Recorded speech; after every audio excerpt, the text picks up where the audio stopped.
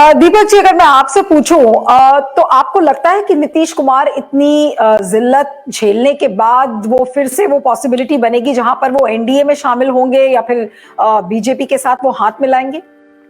देखिए, अभी एकदम अर्ली स्टेज का मामला है। और नीतीश कुमार जो अभी बयान दे रहे हैं और जिस तरह से बातें कर रहे हैं, उससे मुझे अभी नहीं लगता है कि वो बीजेपी का दामन थामेंगे और फिर एनडीए के साथ जाएंगे। रही बात आरजेडी और ये 7 दलों के गठबंधन का, तो नीतीश कुमार एक बात से जरूर निराश हैं कि विपक्षी एकता जो प्रधानमंत्री के लिए विपक्षी एकता आम चुनाव के लिए बनाई जाने वाली है, उसमें वो खुलापन और वो पॉजिटिवनेस नहीं दिख रहा है।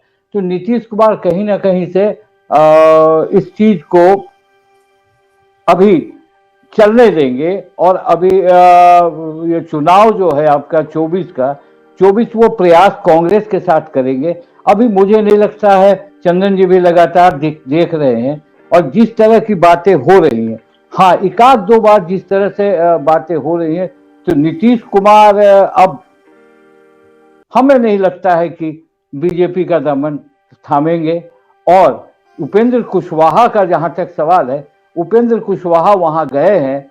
आपको याद होगा कि शरद यादव के निधन के समय उपेंद्र कुशवाहा गए थे और उन्होंने खुलकर नीतीश कुमार की आलोचना की थी और लालू प्रसाद की आलोचना की थी और कहा था कि इनकी सुध लेने वाला कोई नहीं था, जिन्होंने बढ़ाया, जिन्होंने आगे बढ़ाया। ये बयान भी उनका तीखा था, जो नीतीश कुमार को लगा है। और अभी ये गए हैं दिल्ली, और इनकी मुराद ये है कि शुरू से इनकी इच्छा रही है कि पद पर, जब से वो एमएलसी बनाए गए, नीतीश कुमार ने फिर उन्हें गले से लगाया। बार बार उनके साथ छोड़ने के बावजूद भी नीतीश कुमार ने उन्हें गले से लगाया और उनकी राजनीति को पटरी पर लाया। जो राजनीति बिखर गई थी 2020 में, आपको याद होगा, जब उन्होंने बसपा और ओवैसी की पार्टी और ये अपनी पार्टी आरएलएसपी के साथ जब वो चुनाव मैदान में उतरे थे, कितनी दुर्गति हुई थी और वोट परसेंटेज क्या था। तो जहां तक लव कुश का मामला है, नीतीश कुमार शुरुआती 2005 के जब चुनाव जब हुए थे, तो लव कुश का मामला था थोड़ा। उस समय उपेंद्र कुशवाहा 3 सीट जीते थे। अब आपको मैं बता रहा हूँ इस पर, 3 सीट जो जीते थे, तो 3 सीट अपने वोट से नहीं जीते थे, वो बीजेपी के वोट और से जीते थे और 3 ये हुए थे।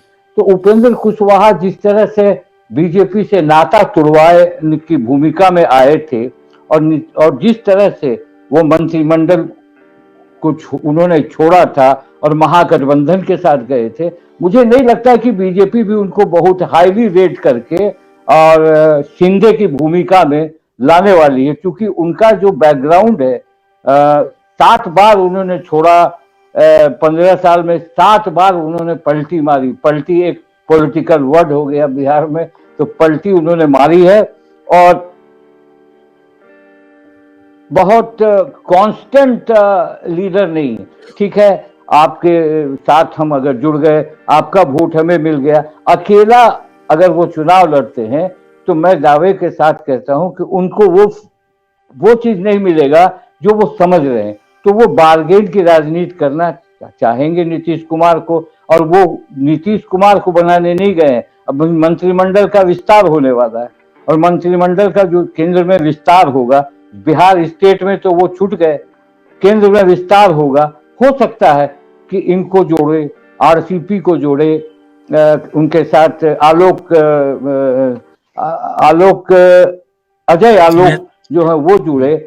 तो मुझे नहीं लगता कि तीनों अपनी पार्टी बनाएंगे और ये होगा कि आप गठबंधन में आइए एनडीए के, आपको अकेले बीजेपी में नहीं लेंगे, ये भी बात चल रही है।